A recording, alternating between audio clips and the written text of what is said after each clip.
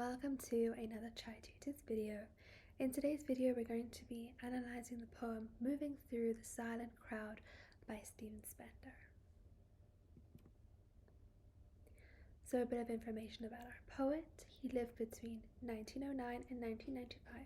He was an English poet, and a lot of his poetry focuses on social injustices and current political, economic and social issues, just like this poem, which is going to talk about the issue of unemployment, which is extremely relevant, especially within the South African context, as in 2023 the unemployment rate is over 30% in our country, so it is quite a relevant poem, you could say.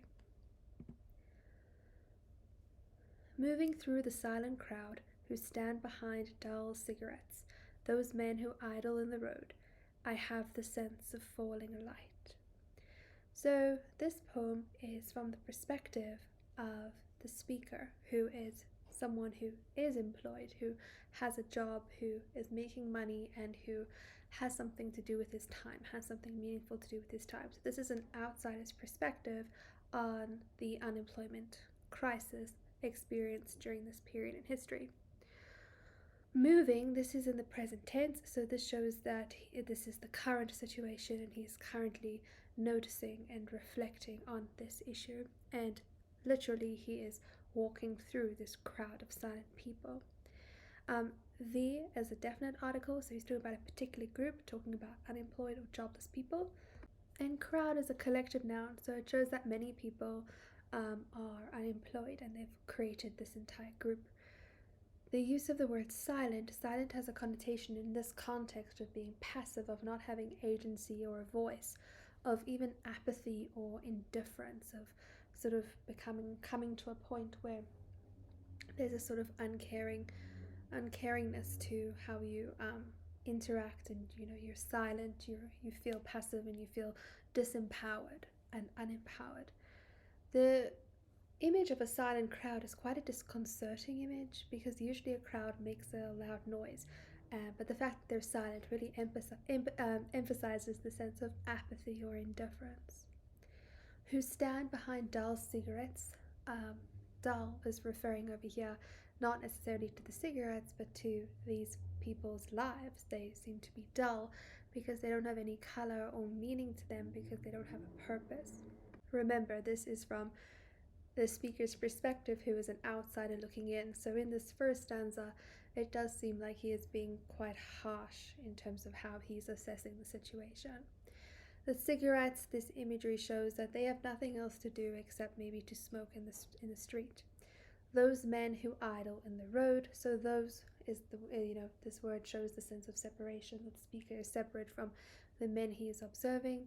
Who idle, if you think of idle as a verb, it means doing nothing, and as an adjective it can mean something that is pointless. So you can see the sort of way you can interpret this word in two ways. In this case it's being used as a verb, but we can think of the adjective form as well. They are doing nothing, they're sort of living this pointless existence, they're sitting on the side of the road. I have the sense of falling light.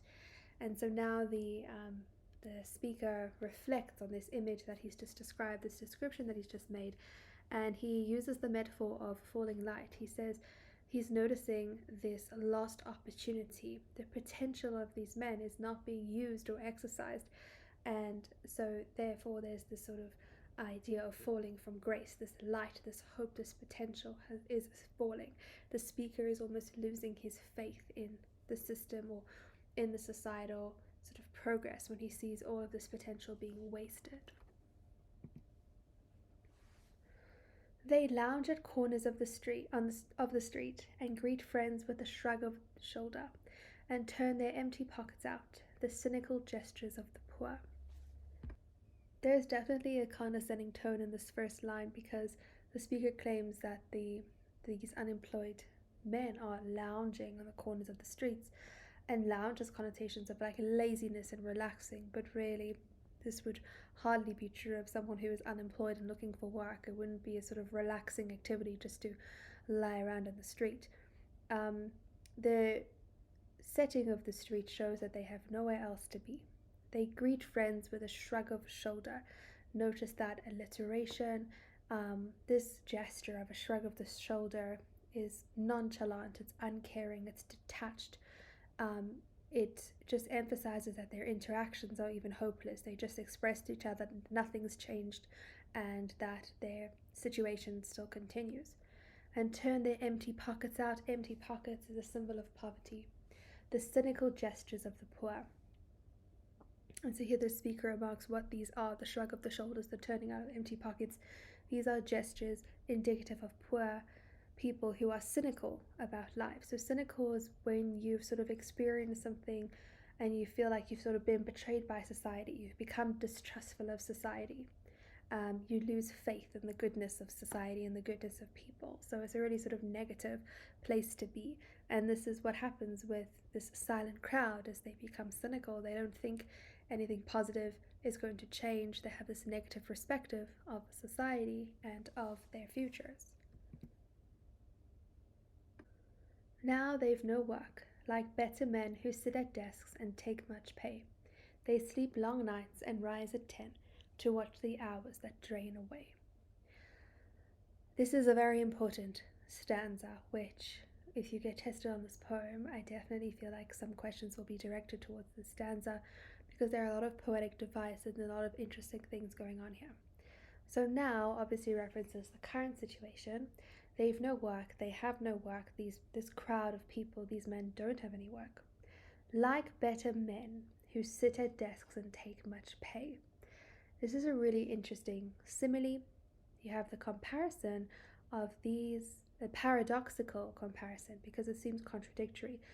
The speaker compares the poor unemployed to the employed rich people because both of these groups of people seemingly do nothing, but the results obviously are completely different. They are in completely different situations. So he says that like rich people who sit at desks and seem to do nothing, but they get a lot of money, so too do these poor people sit around all day and do nothing.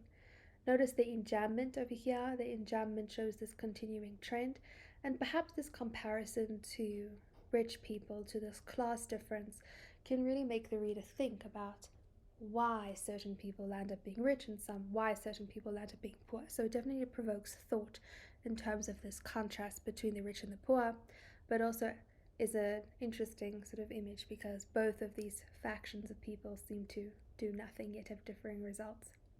They sleep long nights and rise at 10. So these people who are unemployed, they don't have to do anything in the day. They're trying to sort of waste the hours away. So they'll sleep a long time. They don't have a reason to get up in the morning. And here it sort of introduces the idea of like a job or a work or a career forming a very important form of meaning in your life. And if you don't have that meaning, then what is your day all about?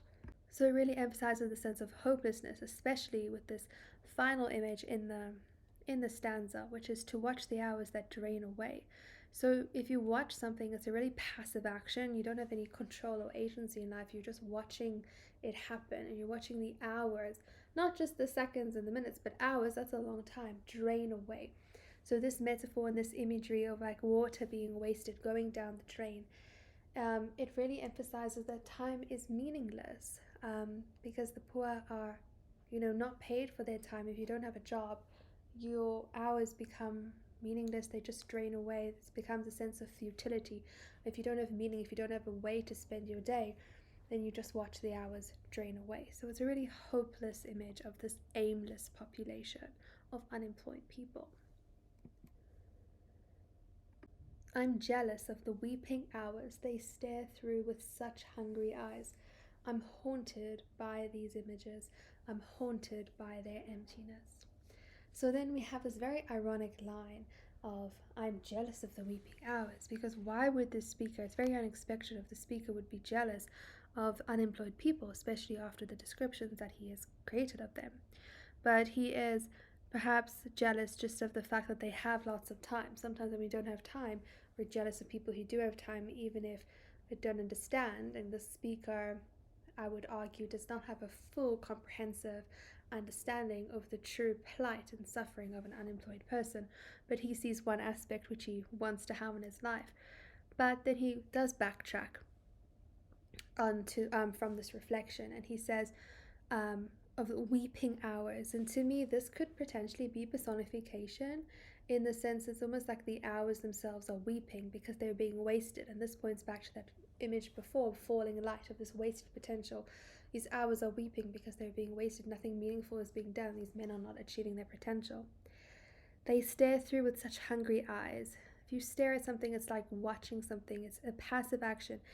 If you stare, it's also maybe not interesting or stimulating. There's lots of nothingness in these people's lives.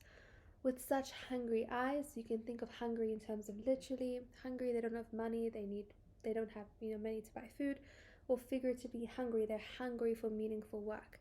And eyes are the windows to your soul. So he's noticing that how their eyes and their soul itself is so hungry.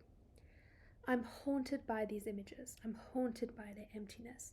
This anaphora, or the repetition of I'm haunted, emphasizes how deeply affected the speaker is by this thing that he witnesses, by these images he's just described, and by their emptiness, by the sense of meaninglessness. Notice the use of this diction of emptiness. It's like something is devoid, something is lacking. It's almost like it should be by default that you do have a job, or that you do have some meaning in your life. Notice throughout the poem the distinction between the pronouns of I versus them. Remember, this is the speaker's perspective, and the speaker is clearly just an observer. And so he's not understanding every single aspect, perhaps, of the plight of the unemployed, but he is describing his perspective of it and his reflections and contemplations on this issue. And clearly he does feel deeply about it. The structure of the poem, we have 4 stanzas of 4 lines each. The tone can be described as disillusioned, critical, condescending, contemplative, despairing.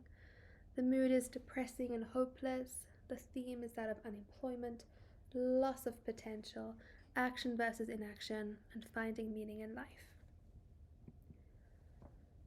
Thank you so much for watching. I hope that you found that video helpful. I hope to see you in the next one. Please remember to like and subscribe.